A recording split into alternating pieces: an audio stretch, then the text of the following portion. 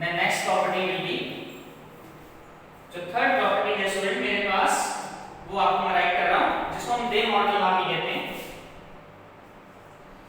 दी model law,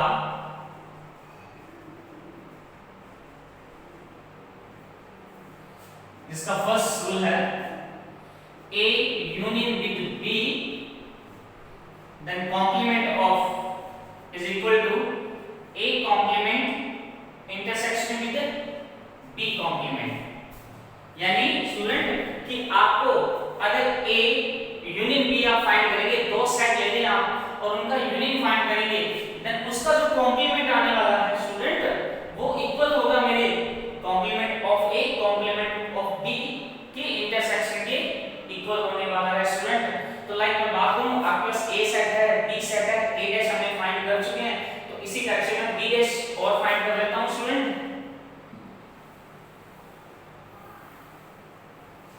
तो यहां B dash और फाइंड करते हैं स्टूडेंट।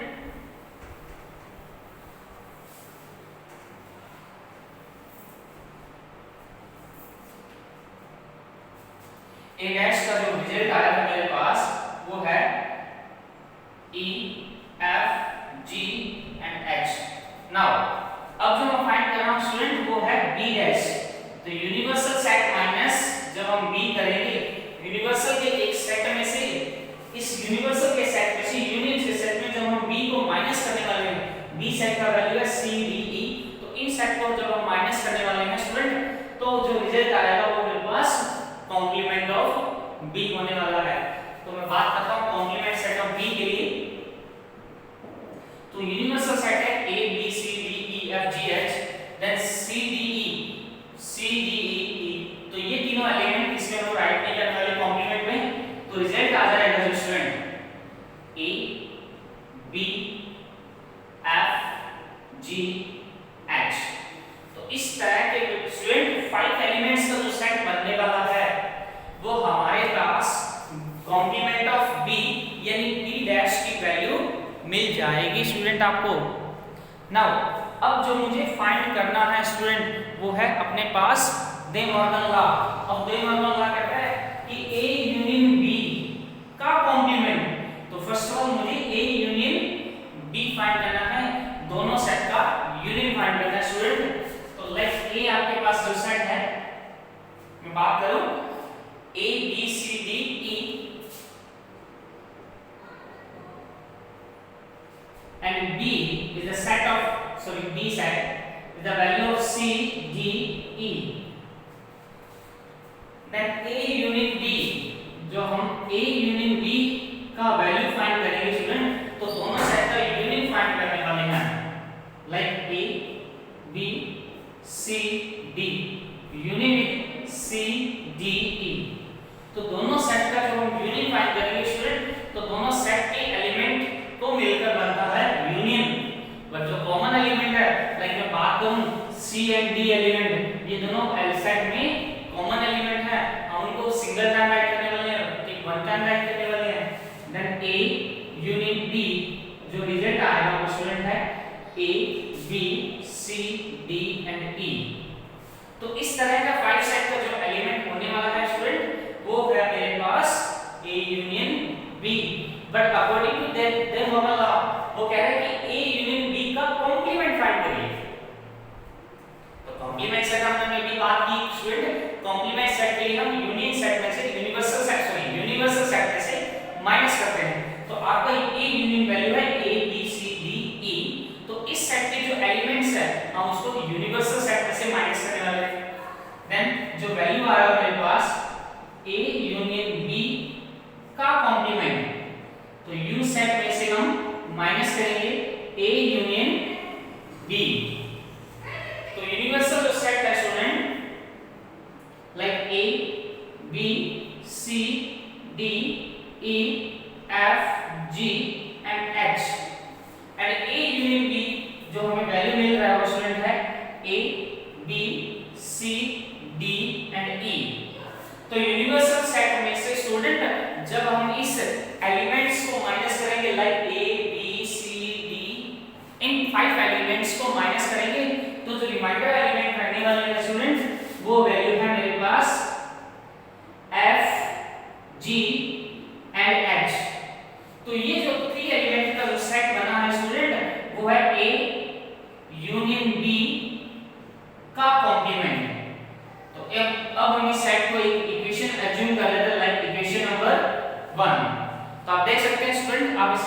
छोड़ लीजिए कि हमने ए यूनियन बी सेट का कॉम्प्लीमेंट फाइंड कर लिया है स्टूडेंट।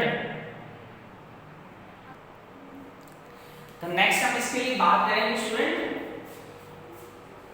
ए डैश और बी डैश का इंटरसेक्शन। तो लेट मी इरेज कर रहा हूं स्टूडेंट यहां से। now we have find the value of intersection of a dash and b dash where a dash set is element e f g and h. The a dash set is e f g and h. Another set of b dash is the element of set a b f g h. That the value of a b f g and h. now अब जो मुझे find करना है student a complement and b complement का intersection, then a dash intersection with b dash. तो इन दोनों set के लिए मुझे इंटरसेक्शन फाइंड करना है। तो वेयर a डैश एलिमेंट जो है सो a डैश सेट है e f g and h, intersection with b dash is the value of a b f g and h. then the intersection value, दोनों set का हम intersection find करें student. तो common elements को लेकर ही हमारा जो सेट बनता है स्टूडेंट वो होता है मेरा intersection set. then the value of f g and h. तो इस टाइप से स्टूडेंट मेरे पास जो एलिमेंट आ चुके हैं a कॉम्प्लीमेंट b कॉम्प्लीमेंट का इंटरसेक्शन वैल्यू आ चुका है। लाइक मैं बात करूं इक्वेशन नंबर 2। तो De Morgan law, according to De Morgan law is that called the value complement of a union b is that equal to of set complement a and complement b, intersection of complement a and complement b। तो जो union set का complement है वो a dash और b dash के compliments के intersection के equal होगा, जैसा कि आप इक्वेशन नंबर 1 और इक्वेशन नंबर 2 में रीड कर सकते हैं स्टूडेंट कि दोनों सेट हमारे इक्वल हो रहे हैं। तो जैसा कि मैंने आपके सामने प्रोसेस फॉलो किया है स्टूडेंट, आप इस तरह से इस सेट को चेक कर सकते हैं। नेक्स्ट स्टूडेंट हम इसमें बात करें दे मॉर्गन लॉ का जो सेकंड रूल है। लाइक मैं बात करता हूं सेकंड रूल। तो यहां हम सेकंड रूल को डिस्कस कर रहे हैं student. That the value of second rule a intersection b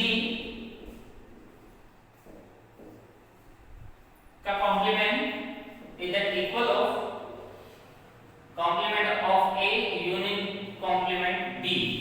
कि जो कॉम्प्लीमेंट सेट है a इंटरसेक्शन b का वो इक्वल होगा in union of a dash and b set b dash.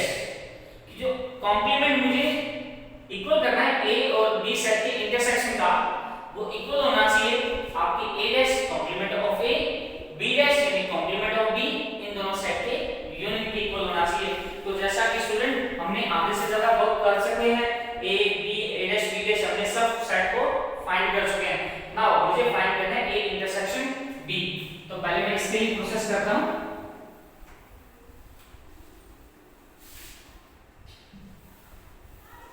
इसमें a इंटरसेक्शन b मुझे फाइंड करना है। तो जैसा कि स्टूडेंट आपके पास a सेट ऑलरेडी डिफाइंड है that the value of a b c d। a set हमारे पास डिफाइन है a b c d and b set is the value of c d e।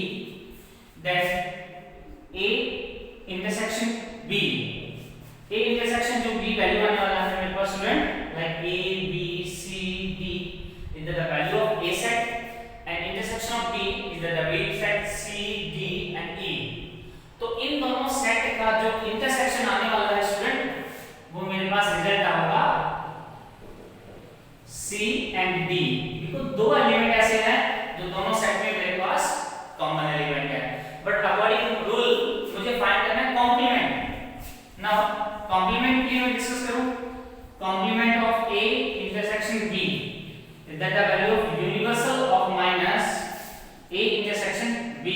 तो यूनिवर्सल सेट में से जो मुझे minus करना है a इंटरसेक्शन b, तो मेरे पास जो रिजल्ट आने वाला है कॉम्प्लीमेंट आने वाला है स्टूडेंट, जिसमें आपके पास यूनिवर्सल सेट है। यूनिवर्सल सेट की मैं बात करूं student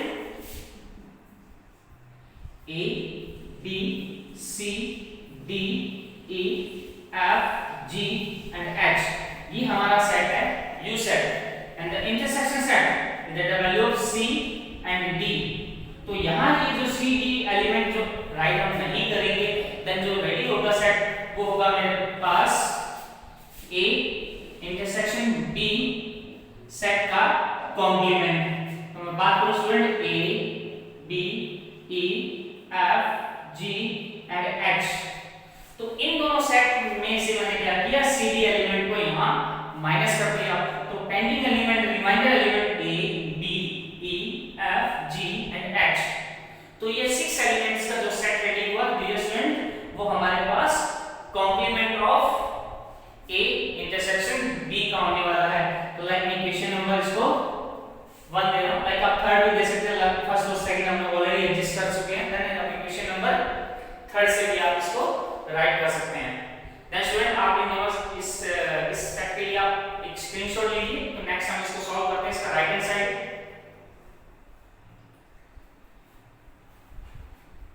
now the right hand side will be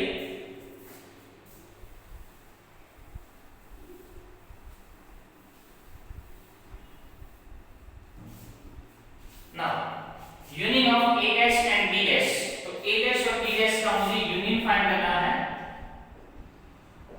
तो आपका A dash सेट जो राइट किया हमने E F G and H, E F G and H union with B dash, और जो B dash का सेट मेरे पास है student A B F G H, A B F G and H, तो 5 element का जो सेट है student वो मेरे पास B कॉम्प्लीमेंट है, यानी B डैश सेट है।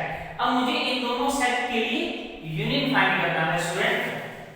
देन यूनियन का जो सेट रेडी होने वाला है दोनों सेट को मिक्स करके एलिमेंट रेडी होगा, यानी मैं बोल सकता हूं दोनों सेट के सभी एलिमेंट्स को लेकर हम जो सेट बनाते हैं वो होता है हमारे पास यूनियन ऑफ सेट। देन इस सेट के एलिमेंट इस सेट के एलिमेंट दोनों एलिमेंट, बट मुझे जो स्टार्ट एलिमेंट या कॉमन एलिमेंट है वो सिर्फ वन टर्म राइट करने हैं the student. Then E F G H and A B। तो इस टाइप के जो सेट रेडी हुए 6 एलिमेंट का जो सेट रेडी हुआ वो है मेरे पास A dash union with B dash. तो मैं थोड़ा इसको रीअरेंज करके राइट कर रहा हूं student A B E F G and H। तो यहाँ आप देख सकते हैं student A dash union with B dash का जो सेट मेरे पास बन चुका है स्टूडेंट, वो आप देखिए student A B E F G H। Like मैं बात करूं इक्वेशन नंबर थर्ड, उसमें भी जो एलिमेंट है वो मेरे पास A B E F G and H। तो 6 एलिमेंट का जो सेट हमने ऑलरेडी रेडी किया है वो सेम का सेम हमारा रिजल्ट आने वाला है। तो मैं ऐसा बोल सकता हूं कि LHS is equal to RHS, और we can say the equation number third और इक्वेशन नंबर 4। आप दोनों सेट को देखिए, दोनों सेट जो हमारे पास आने वाले हैं वो दोनों के दोनों इक्वल सेट आने वाले हैं स्टूडेंट। तो मैं उम्मीद करता हूं स्टूडेंट आपको ये सब सेट बिल्कुल अच्छे से समझ आ गए होंगे स्टूडेंट। और अगर आपको ये क्लास अच्छी लगी हो, आपको लेक्चर अच्छे से समझ आया